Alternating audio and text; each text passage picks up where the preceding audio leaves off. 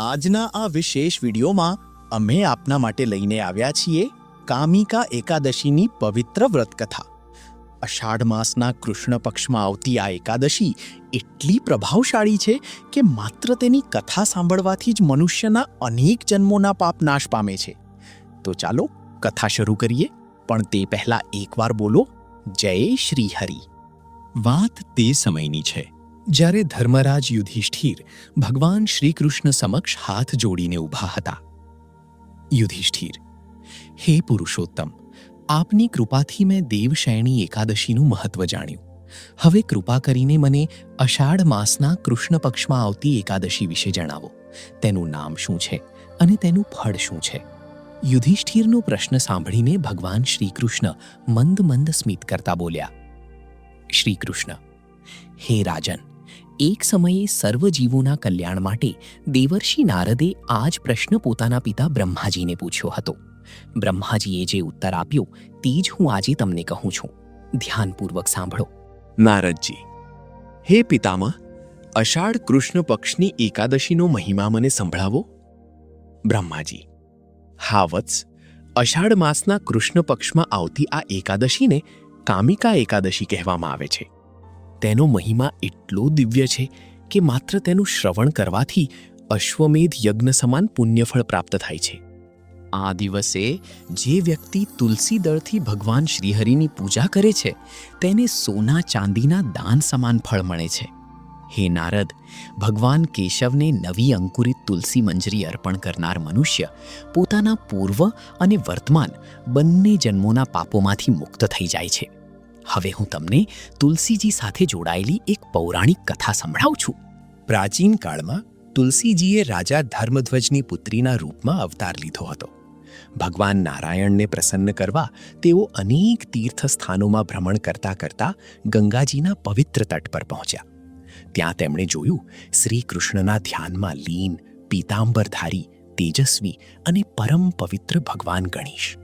તેમનું દિવ્ય સ્વરૂપ જોઈને તુલસીજી મોહિત થઈ ગયા અને તેમની સમક્ષ વિવાહની ઈચ્છા પ્રગટ કરી. ગણેશજી ધ્યાન ભંગ થતા, હે દેવી, તમે કોણ છો?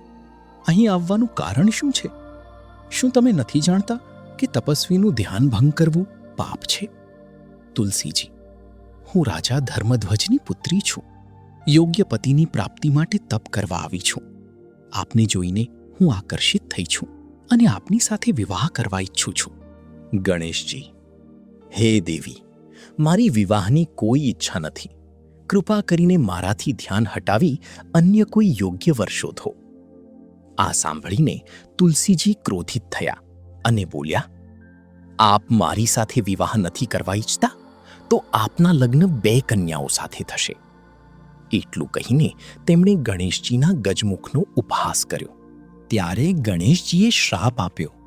ગણેશજી, હે દેવી, તમે એક અસુરની પત્ની બનશો અને પછી વૃક્ષનું સ્વરૂપ ધારણ કરશો. શ્રાપ સાંભળતા જ તુલસીજીને પોતાની ભૂલનો અહેસાસ થયો. તેમણે ક્ષમા માગી.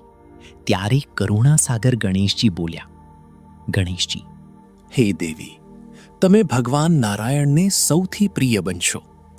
તમારી પૂજા સમસ્ત મનુષ્યો માટે કલ્યાણકારી રહેશે, પરંતુ મારી પૂજામાં તમે સદા વર્જિત રહેશો. સમય જતાં તુલસીજી શંખચૂડ અસુરની પત્ની બન્યા અને અંતે ભગવાન નારાયણને અતિ પ્રિય એવા તુલસીના પવિત્ર છોડના રૂપમાં પ્રગટ થયા. હવે જાણીએ કામિકા એકાદશીની સરળ વ્રત વિધિ. 1. દશમીની રાત્રે સાત્વિક ભોજન કરી બ્રહ્મચર્યનું પાલન કરો. 2. એકાદશીના દિવસે વહેલી સવારે સ્નાન કરી વ્રતનો સંકલ્પ લો.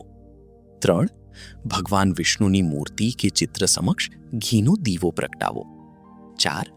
પંચામૃતથી અભિષેક કરી પીળા પુષ્પ, ચંદન અને તુલસી દળ અર્પણ કરો. 5. ઓમ નમો ભગવતે વાસુદેવાય મંત્રનો જાપ કરો. 6. આખો દિવસ ફળાહાર કરી રાત્રે જાગરણ કરો અને ભજન કીર્તન કરો. 7.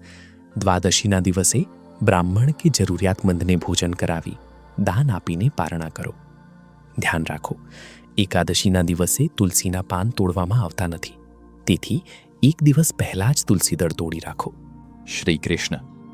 હે યુધિષ્ઠિર, જે વ્યક્તિ શ્રદ્ધાપૂર્વક કામિકા એકાદશીનું વ્રત કરે છે તેને સંપૂર્ણ પૃથ્વીના દાન અને વાછરડા સહિત ગૌદાન સમાન પુણ્યફળ પ્રાપ્ત થાય છે.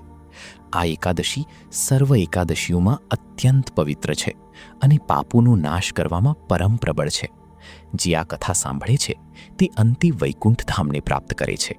મિત્રો, આ હતી કામિકા એકાદશીની પવિત્ર વ્રત કથા. જો આ કથા આપને ગમી હોય તો વિડીયોને લાઈક કરો, ચેનલને સબસ્ક્રાઇબ કરો અને કોમેન્ટમાં લખો, જય શ્રી હરિ વિષ્ણુ. ભગવાન નારાયણ આપ સૌની મનોકામનાઓ પૂર્ણ કરે, આપના જીવનમાં સુખ, શાંતિ અને સમૃદ્ધિ આપે. જય શ્રી હરિ વિષ્ણુ. ગુજરાતીઓ વડે, ગુજરાતીઓ થકી, ગુજરાતીઓ માટે વીડી ગુજરાતી